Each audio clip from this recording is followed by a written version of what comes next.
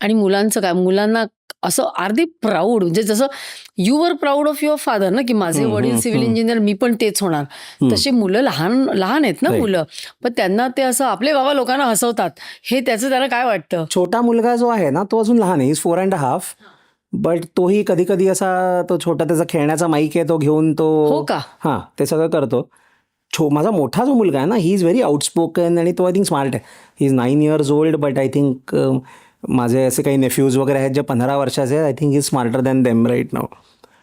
तर तो मला आत्ता काही एक वर्षभरापूर्वी मला म्हणत होता की तो मला म्हणा की आरंट यू अशेम्ड. म्हटलं व्हॉट? तो म्हणाला mamma goes to work for 10 hours every day, you only work for 2 hours. आणि तो म्हणा माझे सगळे मित्र म्हणतात, शाळेत विचारतात की माझे बाबा हे करतात, माझे बाबा हे करतात. तो म्हणा what do you expect me to tell them, my dad tells jokes. So असं त्याचं हे होतं थोडं की. तर मग मी त्याला म्हटलं की ठीक आहे, म्हटलं एक वेळ येईल जेव्हा तुला कळेल. तर माझा आत्ता मागच्या वर्षी दीनानाथ मंगेशकरला शो झाला. That was the first time he saw my show. आणि मग त्यांनी बघितलं की लोक हसतायत कंटिन्युअसली, नंतर एवढी लोक येऊन फोटोज वगैरे काढून जात आहेत आणि हे करतात. मग आता ते थोडंसं त्याला एक हे झालंय की अरे हां हा आपला बाबा असं काहीतरी चांगलं करतो. करतो. सो आता ते त्याला हे कळलंय, त्याचं सिरियसनेस किंवा त्याची ग्रॅव्हिटी कळली. कळले. हां. पण आता एवढ्या मोठ्या दीनानाथला शो केल्यानंतर छोट्याशा 30 सीटरमध्ये शो करणं वेगळं आहे नाही का? म्हणजे दोन्हीचा ऑडियन्स वेगळा, दोन्हींना तुमची डिलिव्हरी वेगळी होते का अशा वेळेला? थोडीशी होते, कारण ऑडिटोरियममध्ये it's like talking on a megaphone. Comedy क्लबमध्ये it is like having a intimate one on one conversation. पण ते I think with time adaptability येते. म्हणजे आय एम शुअर आता तुम्ही डॉक्टर आहात, you have worked in a multi speciality hospital, पण आज समजा आत्ता मला इथे बसल्या बसल्या काही झालं तर तुम्ही इथे घरात जे अवेलेबल टूल्स आहेत त्यांनी तुम्ही बेसिक लाईफ सेव्हिंग हे करू शकाल. सो ती एक अडॅप्टेबिलिटी आहे विच कम्स विथ एक्सपिरियन्स. आणि सो तेवढं वाटत नाही. मे बी खूप असे करायला लागलो की मी फक्त ऑडिटोरियम शोजच करतोय, तसं जर मी केलं तर मग त्याच्यानंतर मे बी थोडं आउट ऑफ प्लेस वाटेल. पण माझा आता इन ऑल ॲस्पेक्ट असा बघितलं तर 1.5 वर्षांपासूनच एक व्हायरॅलिटी आली आहे आणि अशी तिकीटं वगैरे जायला लागली. त्याच्यामुळे अजून तरी मला ती बिग स्टेजची एवढी सवय नाही झाली आहे. बट आय थिंक आहे ॲडॅप्टेबिलिटी आहे, त्याच्यामुळे एवढा प्रॉब्लेम येत नाही.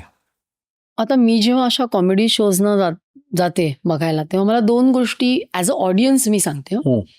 एक म्हणजे जेव्हा मोठ्या प्रमाणात असतं ना, ते इतकं स्क्रिप्टेड असतं की एका पाठोपाठ इतकं होतं, कधी कधी काही गोष्टी ऐकूच येत नाही किंवा तो लँडच होत नाही जोक कधी कधी. मग त्याच्यातली मजा निघून जाते असं मला वाटतं. तर how do you address that issue? कारण थोडी तर स्पॉन्टॅनिटी पाहिजे ना. सो स्पॉन्टॅनिटी असते ना कधी कधी. Like I said 90% of your responses are rehearsed, but that is also for the questions that you ask. Sometimes during the show there are some things that happen which are totally unexpected, की मग त्यावेळेला मग ती येते. आता for example माझ्या एका शोमध्ये असं झालं की मी विचारलं ऑडियन्समध्ये यंग लोक कोण आहेत, तर एक काकू अशा बसल्या तर सेकंड रोमध्ये कोपऱ्यात, तर त्यांनी वू केलं. तर मला दिसतंय की she is in her early 60s maybe. म्हटलं काकू मला दिसताय तुम्ही. म्हटलं अंधाराचा एवढा फायदा पण नसतो घ्यायचा, राईट? सो ते असं एकदम हे झालं ना, लोक हसली. So that was not scripted.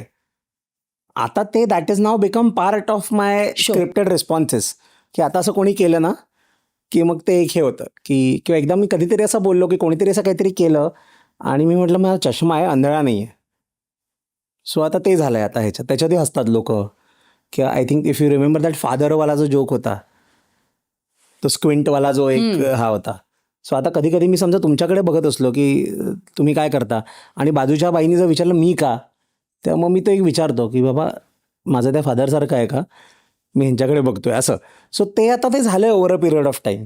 पण ते जेव्हा पहिल्यांदा जेव्हा होतं ना तेव्हा ते स्पॉन्टेनियसच असतं. ही क्लिप शेवटपर्यंत बघितल्याबद्दल खूप खूप धन्यवाद. संपूर्ण एपिसोड बघण्यासाठी खाली दिलेल्या लिंकवर क्लिक करा आणि सर्व काही चॅनलला सबस्क्राईब करायला विसरू नका.